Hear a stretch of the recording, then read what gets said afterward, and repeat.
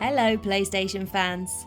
We asked you to tell us about the times that a game seemingly aimed at kids was a grueling ordeal that put a dampener on your childhood. Oh, poor you. First up, we have the cinematic platform game Heart of Darkness, which was suggested by Jarek. That game was so hard, I don't remember playing it for more than 20 minutes as a kid. And many of you agreed. Oh my god, yes, this game is still stupidly hard today. Sorry Olivia, I don't know why I've given you an American accent there. And Dan replied, that game was so intense.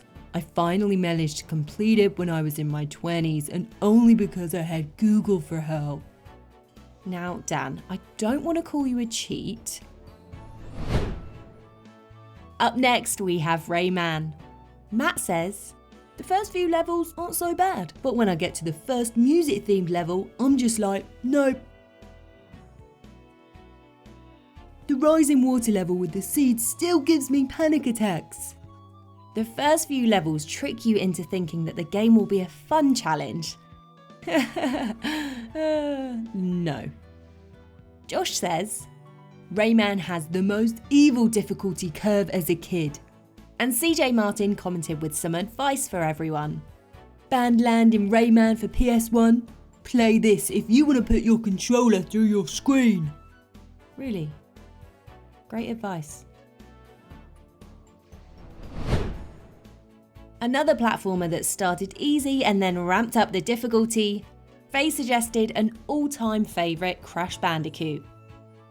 It was so dang hard, a fact made worse by the save system. I remember the tension of trying to get to the end of the token levels to save my game, only to die on the final jump.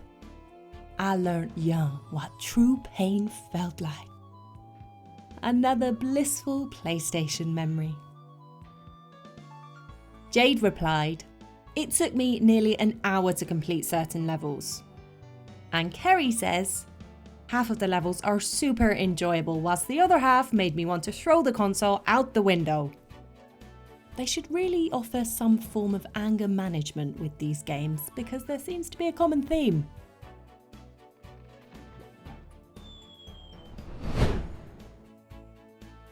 Up next we have Disney's Hercules, which was suggested by Rebecca. The running levels on Disney's Hercules PS1 game. The sound he makes when getting hit and stuck in front of an object still haunts me to this day. Jay agreed. Ugh, the frustration and anger. Dark Souls has nothing on 90s Disney games. Lots of you didn't realise that you had to jump on the centaurs, such as Julia. Oh, that level with the centaur and you jump on him, did it by mistake after about 20 fails. And poor Ricky. I couldn't figure out how to even attack him. I spent my whole childhood punching him and dying. Better luck next time, eh Ricky? Now, lots of you were confused by the film adaptation of Casper. Jake commented, just wandered about for hours, not having a clue where to go. And Scott replied, the puzzles in that game were insane, as well as the backtracking and all the hidden rooms. Can't say I ever finished it.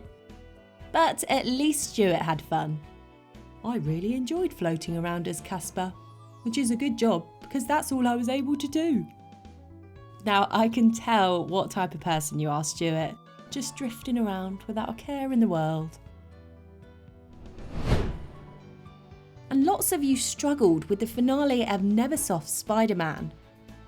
Brendan says, I remember going through the skyscraper with Doc. Ugh, it used to make me so mad when I couldn't escape. And Adam replied, I couldn't get away fast enough, so I was never able to beat it. Years later, I found out that was the very last thing you needed to do to finish the game. So close yet so far, Adam. Sam also didn't realise he was on the last level. I remember crying myself to sleep because I couldn't escape from Doc Ock. I thought there were loads more levels beyond it, and I was so upset. that I wasn't able to play the rest of the game. Oh, Sam, that hit us right in the feels.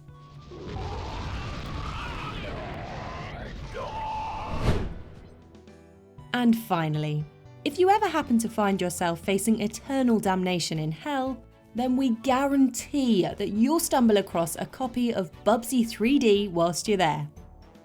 One of the worst games I've ever had the misfortune to play. Awful graphics, awful controls.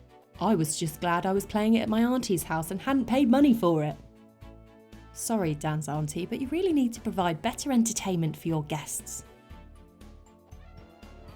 We'll end with David's reply.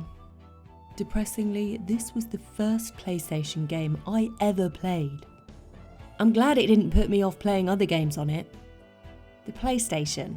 What a load of crap that console turned out to be, eh?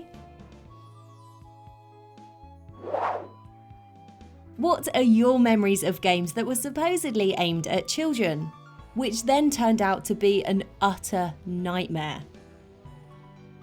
Let us know in the comments below. And as always, thanks for watching.